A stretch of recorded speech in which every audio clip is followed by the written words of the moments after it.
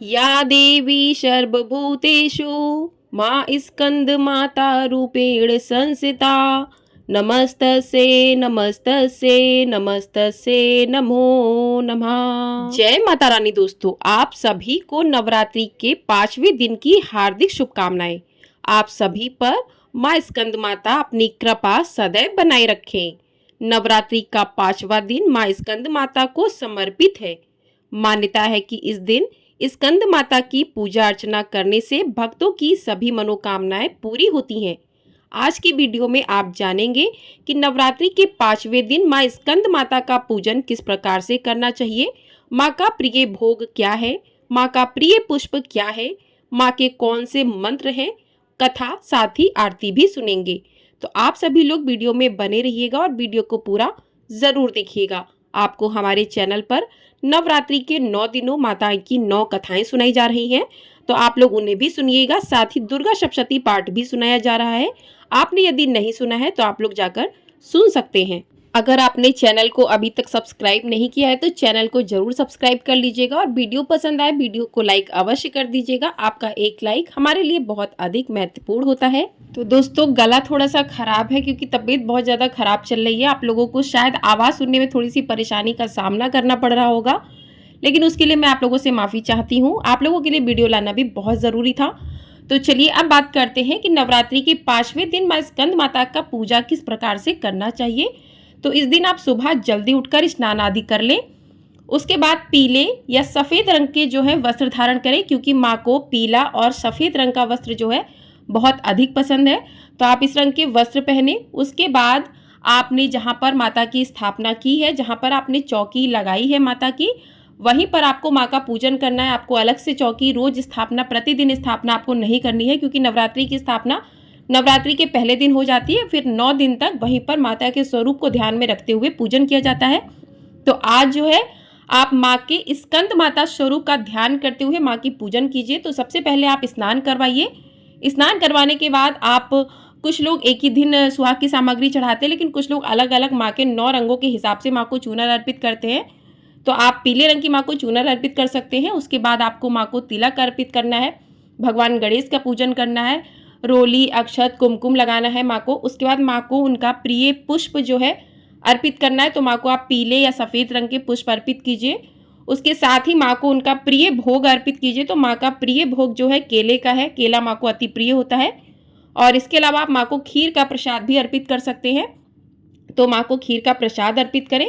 और खीर का प्रसाद अर्पित करने के साथ आप 5 प्रकार के भी फल माँ को अर्पित कर सकते हैं, लेकिन माँ को केला बहुत अधिक पसंद है, तो आप केले का भोग अर्पित कीजिए माँ को।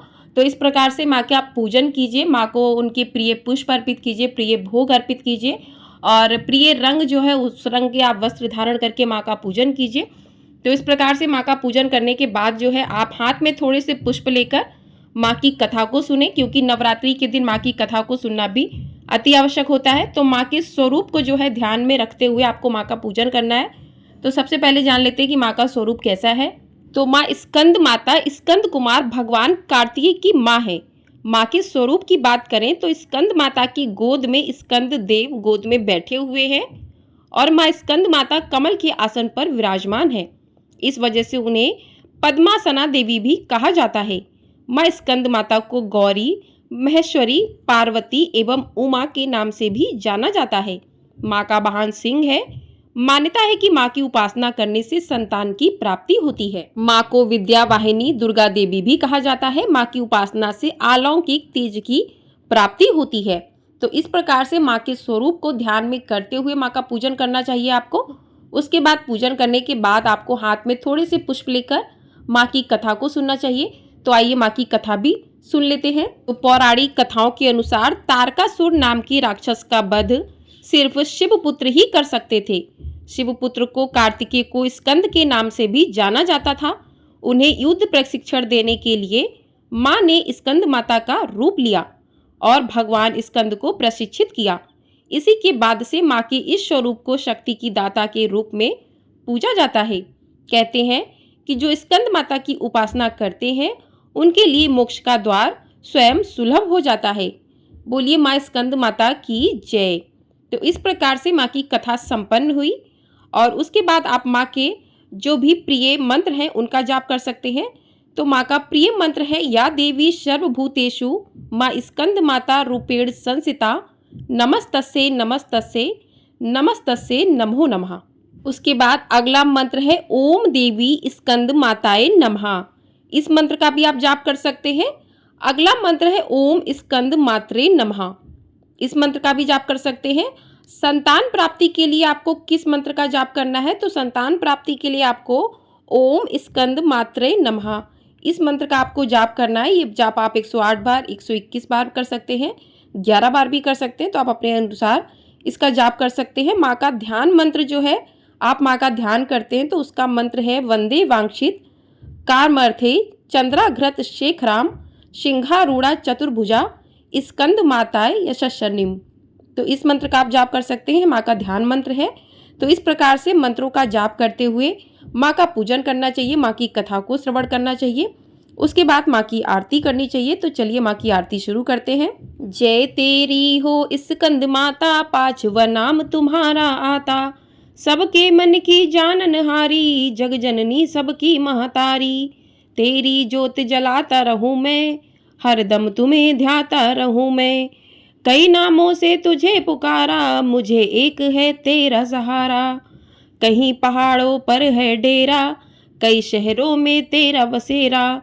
हर मंदिर में तेरे नजारे गुड़ गाएं, तेरे भगत प्यारे भक्ति। अपनी मुझे दिला दो शक्ति, मेरी बिगड़ी बना दो माँ। इधर आदि देवता मिल सारे, करे पुकार तुम्हारे द्वारे।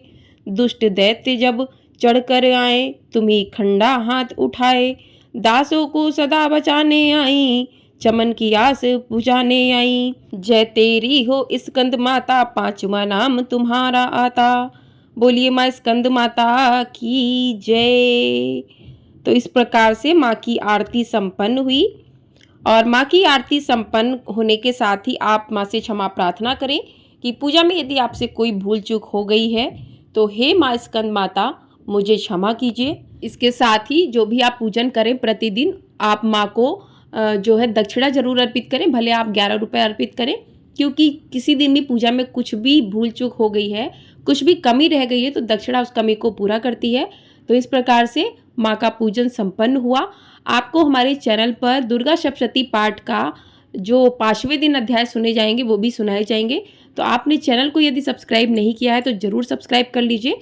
और बाकी जो भी पाठ हैं दुर्गा सप्तशती के वो सभी सुनाए गए हैं। 1 से लेकर 8 तक के सभी अध्याय सुनाए जा चुके हैं। तो आप लोग उनको भी जाकर अवश्य सुनिएगा। आपको वीडियो पसंद आई हो तो वीडियो को लाइक अवश्य कर दीजिएगा, चैनल को सब्सक्राइब कर दीजिएगा। जय माता दी, जय हो स्कंद माता।